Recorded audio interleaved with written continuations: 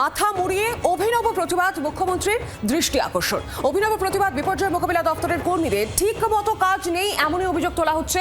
College স্কোয়ারে অবস্থান বিক্ষোভ দাবি না মানলে আগামী দিনে বৃহত্তর আন্দোলনের হুঁশিয়ারি।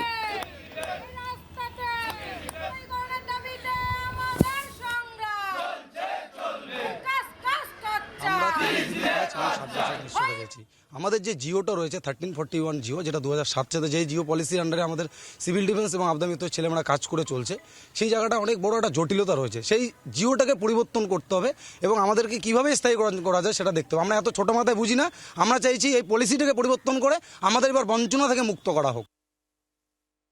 কলেজ স্কোয়ারের এই বঙ্কিম চ্যাটার্জি স্ট্রিটে এই মুহূর্তে আন্দোলনে বসেছেন সিভিল ডিফেন্স বা ডিজাস্টার ম্যানেজমেন্টের কর্মীরা, এবং যে ছবি দেখা যাচ্ছে যে একজন সিভিল ডিফেন্স কর্মী তিনি মাথা মুড়িয়ে তিনি কিন্তু প্রতিবাদ করছেন, তিনি মাথা ন্যাড়া করছেন। এবং কেন তাদের এই প্রতিবাদ, এই অবস্থা আমরা একটু তাদের থেকে জেনে নেব।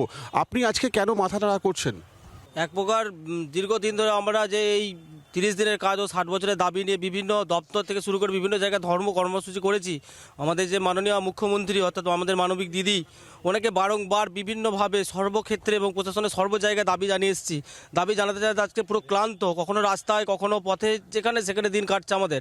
আর এই অনির্দিষ্ট জীবনযাপন করতে চাই না তিনি যখন আমাদের 30 দিনের কাজ এবং 60 বছর সরকারিভাবে করবেন না, তাই আমাদের সৌন্দর্য রেখে কী লাভ হবে? তারা যেটা চাইছেন, তাদের যেটা দাবি যে মুখ্যমন্ত্রী তাদের দিকে একটু দৃষ্টি আকর্ষণ করুন। তার কারণ তারা চাইছেন 30 দিনের কাজ সহ 60 বছরের স্থায়ীকরণের দাবি তারা করছেন। তারা সেই জন্যই কিন্তু আজকে এই অভিনব তারা কর্মসূচি নিয়েছেন বা তারা প্রতিবাদ করছেন, এবং তারা চাইছেন মুখ্যমন্ত্রী মমতা বন্দ্যোপাধ্যায় তাদের যে দাবি সেই দাবিগুলো মেনে নিক এবং তাদেরকে 30 দিনের কাজ তাদেরকে দেওয়ার ব্যবস্থা করুক, এমনটাই তারা কিন্তু আর্জি জানাচ্ছেন। এবং এর পাশাপাশি আরও যেটা জানাচ্ছেন যে বিধানসভা নির্বাচন আসছে, তাদের দাবি যদি না মানা হয় তাহলে কিন্তু তারা আরও বড়সড় আন্দোলনে নামবেন।